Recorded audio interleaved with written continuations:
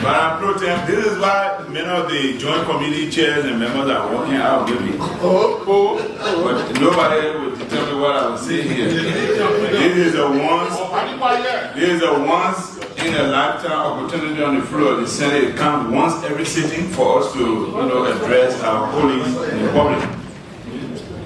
Madam Pro Tem, thank you for your distinguished leadership over the Nigerian Senate. You have shown, leadership beyond measure, and we are grateful to serve along with you and honor your leadership as Senator representing the people of Nimba County. I want to congratulate all the participating teams in the county meet and declare to you people that we are the 7th-time champions of the county meet of the Republic of Nigeria, 2 times higher than Grand Cru, which is at 5. So, congratulations to Nimba and everyone. Is that why we saw different sport the protect? Yeah. So, Nimba is calm, Nimba is peaceful, and Nimba is prosperous. But from our consultation with our people, they have complained to us, and we want to make this clear to you distinguished senators, that the people of Nimba are unhappy with the violations of the current ArcelorMittal NDA. Affected communities are suffering from environmental pollution. Projects that were promised on the 20% have not been delivered. Article 8 of the current NDA for schools and hospitals and clinics have not been constructed. And so we bring you those news from our people based on consultation.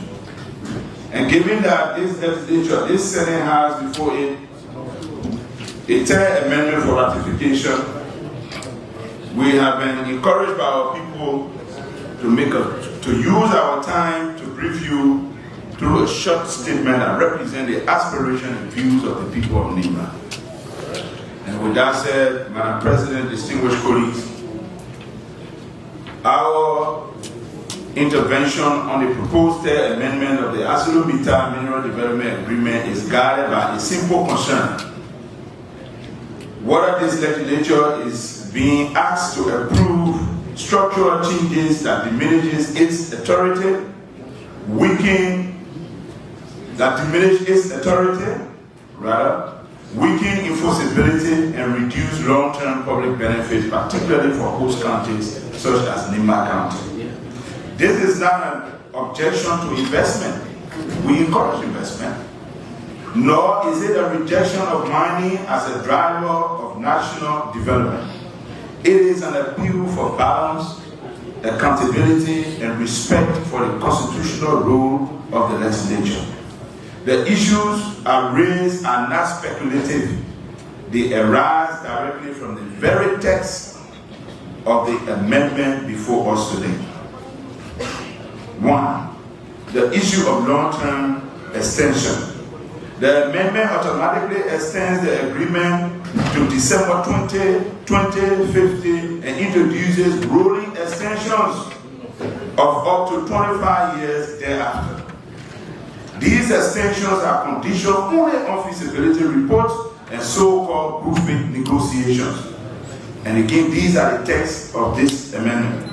They are not subject to fresh legislative approval. The effect of the structure is that Liberia could remain bound under a single concession framework for 75 to 100 years. In practical terms, future legislators and senators will be constrained in their ability to reset fiscal, environmental, or social terms in line with evolving national laws and policy priorities. Legislative review is replaced in this agreement with administrative renewal. For a resource-rich county like Nimba, this means that land and mineral governance decisions today taken will bind generations yet unborn with diminishing community leverage over time. Conception of this magnitude and duration must include clear legislative reset. Automatic extension of this magnitude weakens legislative sovereignty and should be given kind consideration. Second, the amendment removes termination as a remedy for non-performance. Under the proposed framework, failure to meet production by AML, failure to meet production, shaping, or expansion obligation attracts only monetary penalties. Termination for persistent or repeated non-performance or compliance is expressly prohibited. This is a structural weakness. Penalties become a cause of delay rather than an enforcement tool. A concession can remain active without production, without royalties, without meaningful development. The public resources remain lacked. Host communities continue to experience environmental, social, and social impact, yet state lacks an effective remedy if there is no termination clause when promised development are not materialized. A concession that cannot be terminated for material non-performance is inherently unbalanced. The state must retain the right to reclaim other non-performing concessions in the national interest. Second, the issue of community infrastructure obligation, and this one is at the core of my heart. The third amendment removes from the agreement text the social infrastructure obligation were obtained in prior MDA, meaning the old MDA had text in it that represented social infrastructure. Instead, it proposes that separate social infrastructure plan be submitted after ratification. Failure to deliver on plan cannot trigger termination. The sole remedy is an increase in community contribution. That fundamentally weakens accountability. Roads, and this is the key, roads, schools, clinics, and other facilities are no longer contractual obligation and enforceable obligation under this agreement. Legal enforceability is replaced with discretionary payments. Legislative oversight is reduced once these obligations are removed from the MDA itself.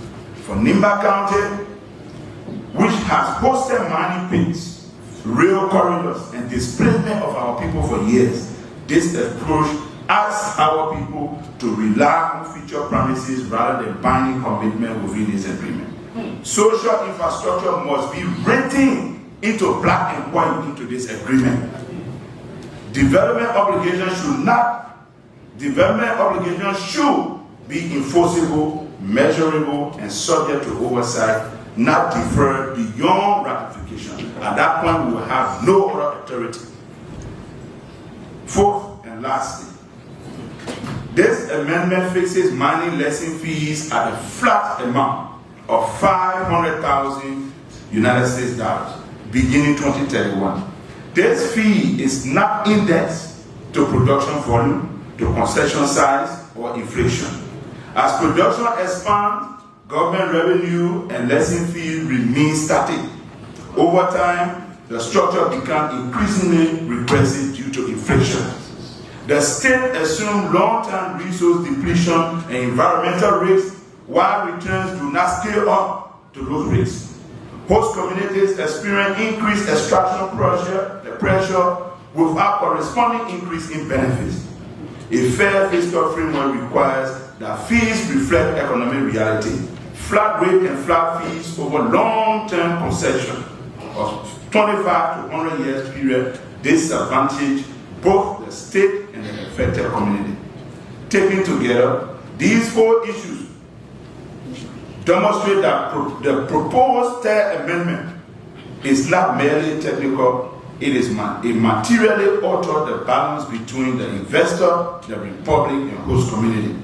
Without correction, it weakens legislative authority, it limits enforcement tools, reduces enforceable community benefits, and locks Liberia into a long-term fiscal imbalance.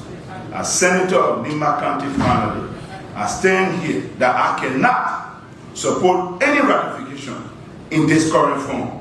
Nimba has borne the greatest cost of mining in this country. The benefits going forward must be real, enforceable, and fair. Ratification should not proceed until structural concerns are addressed clearly and directly within the text of this agreement. Madam Pro Tem, thank you for the time and distinguished colleague. Thank you for your patience. I submit.